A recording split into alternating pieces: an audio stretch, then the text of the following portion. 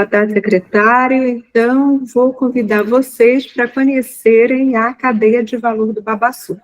Eu sou Guilhermina Caires, pesquisadora da Embrapa no Maranhão e atualmente também chefe adjunta de transferência de tecnologia. O babaçu, para quem ainda não conhece, é um dos produtos da sociobiodiversidade brasileira, é uma palmeira nativa, em que, associado a essa palmeira, associado a essa espécie, a gente tem como destaque as mulheres extrativistas que se autodenominam e se autoidentificam como quebradeiras de coco babaçu, que é um grupo social, uma comunidade tradicional, que institui, por meio do Decreto 6.040 de 2007, a Política Nacional de Desenvolvimento Sustentável dos Povos e Comunidades Tradicionais. Essas mulheres quebradeiras de coco são elas que mantêm, conservam os babaçuais, essas palmeiras, e por meio do seu trabalho, basicamente manual, tradicional, e aí é uma foto muito característica do tipo de trabalho e da forma de trabalho como essas mulheres têm tradicionalmente sobrevivido à base do babaçu, cujos elementos fornecem alimento, renda e diversos produtos. Entre os elementos do corpo, a gente tem tanto as amêndoas quanto o mesocarpo, que são as partes comestíveis, mas também o epicarpo, que é a casca, e o endocarpo, que são utilizados para vários usos não comestíveis. Por volta de 2017 e 2018, foi realizada uma cartografia social dos babaçuais, onde as comunidades do Brasil e também fora do Brasil identificaram como 27 milhões de hectares a área de ocorrência do babaçu. Entre os produtos do babaçu, a gente tem aí uma série de produtos fabricados e utilizados pelas comunidades, mas também por grandes indústrias. Então, a gente tem desde produtos de limpeza, a produtos de higiene e cosméticos, artesanato, biojoias, carvão da forma tradicional, mas também carvão utilizado e processado pelas indústrias. E os alimentos que garantem a segurança alimentar, mas também são fonte de renda para essas comunidades. Atualmente, os alimentos mais comercializados são óleo, azeite, mesocarpo e produtos da panificação, pães, sorvetes,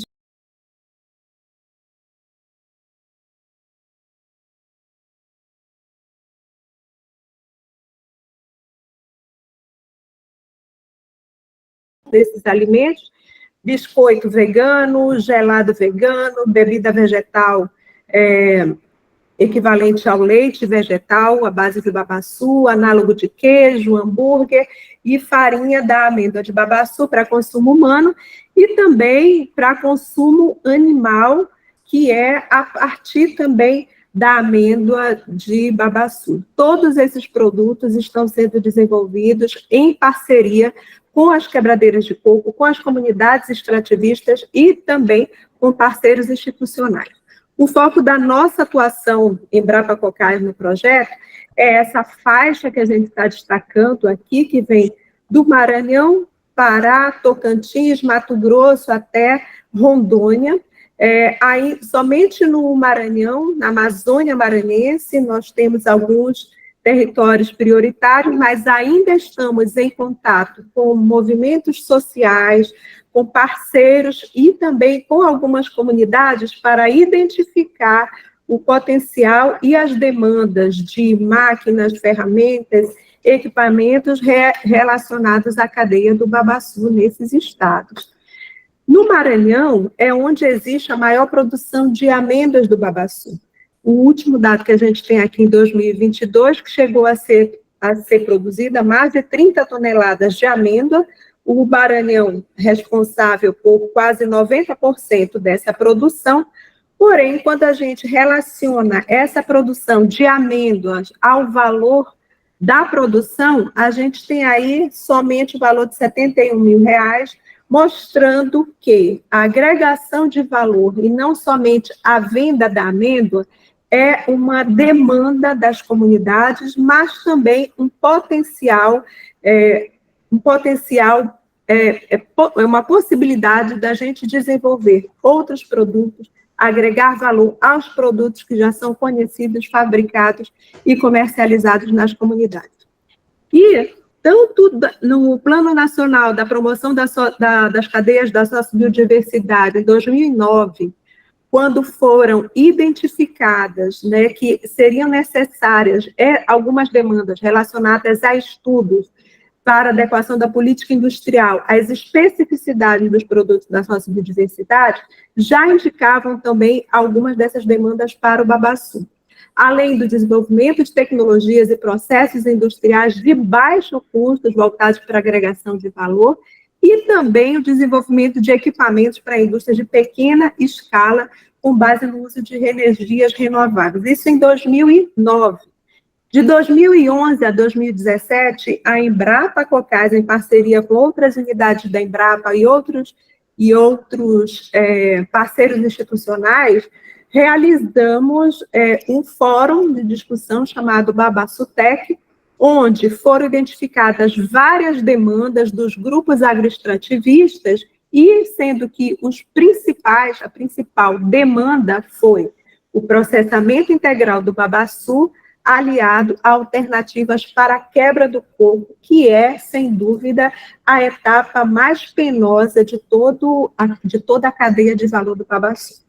Mais recentemente, ano passado, por ocasião do primeiro Diálogos do Babaçu, realizado pela GIZ, aqui no Maranhão, novamente a demanda da tecnologia, dos impactos da tecnologia na continuidade do trabalho com babaçu, tendo em vista que não é um trabalho atrativo em função justamente da sua penosidade.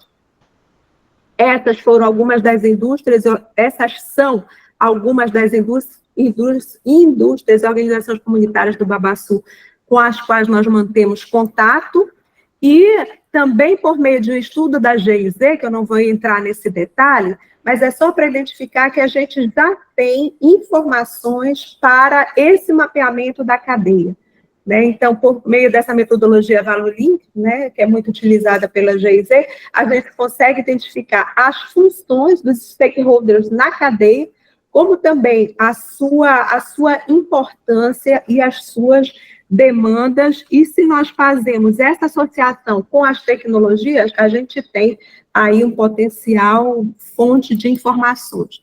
Só para vocês terem uma ideia do trabalho tradicional, como é utilizado por quebradeiras de coco, e os equipamentos, ferramentas, né, e algumas máquinas também que são utilizadas por essas comunidades, para cutucar o cacho do coco, né, são utilizadas normalmente varas, né, e o coco cai dos cachos e são carregados, são transportados ou individualmente pelas quebradeiras de coco, ou com auxílio de animais paneiros, coxos, ou, algumas vezes, tem também o apoio de algumas indústrias que conseguem carregar esses cocos até o local do armazenamento.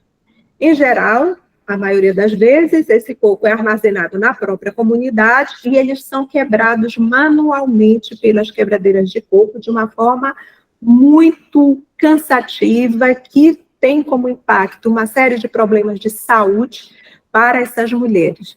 E essa foto aqui em cima é ainda a forma tradicional, então toda a economia do babaçu tem por base essa quebra tradicional e o trabalho artesanal das mulheres do babaçu. Em algumas comunidades, existem algumas adaptações desse machado, ou acoplando a lâmina em cima de um pedaço de madeira ou de um toco, para facilitar e dar um pouco mais de conforto, né, pelo menos para ficar sentado. Já existem também experiências de lâminas modificadas para facilitar também essa quebra. Depois da quebra, as amêndoas que ficaram presas no coco, elas podem ser retiradas com auxílio de uma pinça ou de um instrumento pontiagudo. Depois, posteriormente, essas amêndoas ou são vendidas para intermediários, ou são deixadas nas cantinas comunitárias para trocas, ou então para aquisição de produtos de consumo doméstico, ou as amêndoas são vendidas para indústrias diretamente, ou são vendidas para agroindústrias comunitárias, ou, no caso das comunidades que já têm essa dinâmica, são utilizadas também dentro da agroindústria para processar e fazer os produtos que depois são fontes de comercialização. Enquanto essas amêndoas têm esse destino, a casca, nas comunidades, elas são transformadas em carvão. Para a extração do mesocarpo, que é a parte que fica abaixo da casca, o início, e também é transformado em alimento, o início desse ciclo é o mesmo. Cutuca o coco com a vara, carrega o coco, e depois esse coco ele é descascado utilizando uma faca normal ou uma faca modificada, na verdade, aí uma dupla, são duas facas também já utilizadas em algumas comunidades, em que duas pessoas ao mesmo tempo conseguem descascar o coco. Depois dessa casca retirada, o mesocarpo, que fica logo abaixo, ele é batido também utilizando um pedaço de madeira, né, até soltar os flocos. Esses flocos são colocados para secar, ou de forma tradicional, utilizando peneiras que são secas, né, ficam ao sol pleno para serem desidratadas, ou, em alguns casos, são colocados em fornos que são específicos para essa finalidade de secar. Na forma mais tradicional, depois de secar, são pilados... já estou correndo. São pilados ou passados numa forrageira para transformar em pó, onde esse pó ele é coado, embalado e vai para comercialização. Desde 1928, a gente tem registro de diversas patentes relacionadas a equipamentos, máquinas para a quebra do babaçu. Então, aí são algumas imagens, né, desse primeiro 1950, 1960.